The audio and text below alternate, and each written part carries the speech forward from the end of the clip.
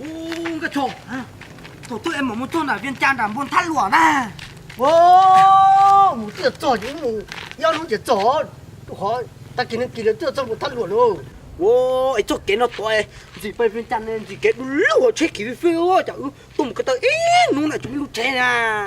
À, trò nó chỉ trò cái lụa, chúng bao giờ làm trò khó rồi. Tôi cái là chứ phải nó tổ lúc tôi chúng tổ chẳng cái bố này viên đó. Người đại về nhóm trả hồ chúng một thắt lụa rồi. Bây giờ tôi một đi chứ nó mỏ cho chết bác cười.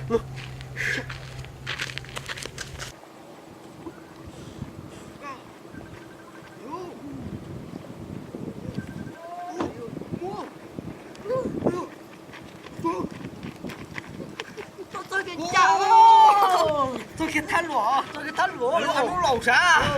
Ăn nó lôi hổ. Đúng rồi, thắt lụa với chào rồi. Câu, rồi nó to kiểu. Sao kiểu, nó có cơ yo. Ta chỉ trả. Nó một bộ nặng đó yo. Rồi ta chỉ trả thì việc trả lúc cơ hay trả tốt cho bỏ tiếng lên nó sư. Được. Một số ra.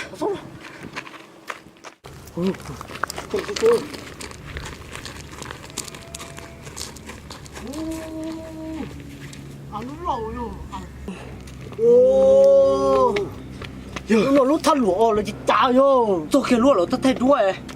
Nếu nó chỗ lẩu nó tốt là nó là phải thay đuôi luôn ta. Nó thắt lụa nó tự nhiên nó là tiêu một thắt lụa trâu yo.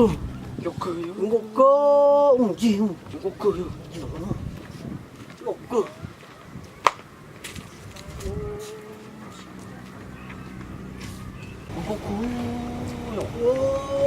Nó ôm bốn say ôi yo. Ô.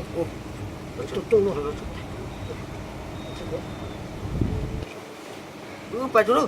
Ôi yo, để bán đâu rồi để tôi bán xin à. Nó tôm buồn than lụa. Muốn than lụa. Muốn than lụa chứ hả nhau viên lọ. Yo cơ mà nhớ là viên chăn à. Yo à. Tu là viên chăn còn nữa nào có nó chứ. Là lúc này chăm lo là mà. Là do nó do này thắt lụa xe nhỉ? Tu là lúc này chăm lo phải sáng khoáng rồi. Nó thắt lụa xe. Ô, nó nhiều kê số. Nè nhiều kiểu. Anh này cho tao bán đâu. Nhà sáng luôn đấy rồi. Thế đứa tao biết à. Ô, chẳng một thứ luôn nó thế rồi. Giờ tưởng lúc nào lúc mẹ rồi nhờ. Yo lẩu. Lúc nào lúc mẹ, lúc nào lúc lộ. Nhiều cơ. Yo. Ô, tôi cho chúng mình năng đi. Chà, nó lấy cho chị chia nhá, cho ban tổ ha.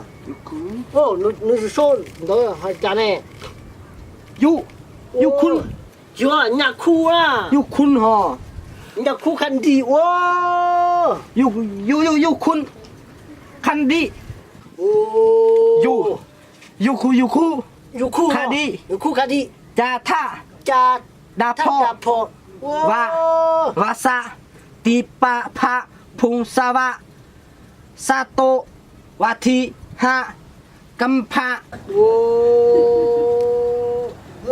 Để nó được cho nó hè, nó Ô, để nó đi hột sản lẩu này. nó sản lụa cha nào nó to thế nào, nó ra nàn ra nặng à. Chứ cũng làm lẩu to thôi. Ô, tạm độ. Chỉ dụ. Chị nó nói tiêu, nó cũng nhót nói những chả sai à. Nó phải được khó thôi. Ô, nó chưa thắt lụa. Bắt tập là phải tôi tự rồi nó phụ sao vào thôi. Cũng từng đó tiêu phụ sao vào như cá liễu. Ô, nó chỉ dụ rồi. Nó chỉ dụ nó à chị. Chưa thắt lụa Nó nữa. chưa thắt lụa đâu. Cho nó chơi à, cho nó chơi. Ai. Bây giờ tôi lại chả nói nó sẽ thắt lụa rồi, chả chưa thắt lụa chỉ cho nên giảm bỏ rồi. Ô, gà nè. Chỉ do là có sự sai nè. Và tạo lột bé nè. Ý tụi nó con đó tụi nó rau nè. Tụi nó con là cái vừa ba. Lúc nào giờ tí chỉ ăn uống lâu này, ăn lúc mà phun ở viên trà nè. Nó tí chỉ viên trà nè. Lúc ăn uống nó phun sữa vàng nữa nè. Đúng rồi, nó là chỉ tôi cho mình trả thế. Có này cho muốn đại viên muốn đại viên. Tôi chỉ tôi bị phun sữa vàng rồi muốn đại viên thôi. Ôi giời. Sao cho cái đi đi chỗ à, chúng đi hậu nè. Những种只做了也家里的，我都个到一弄干种了呢。哟，做了是，有冇做哪边家姐？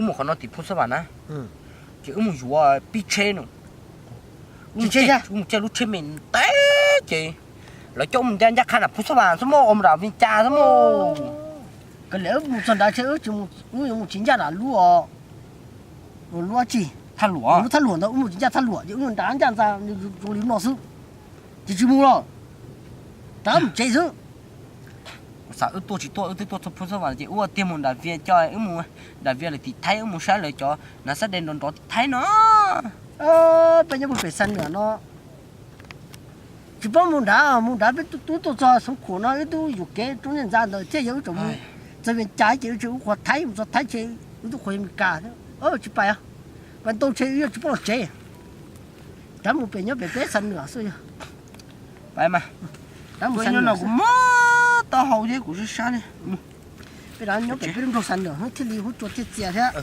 这里，我干了，就，你生了，别人怎么用了呢？别呢，哟，来去抓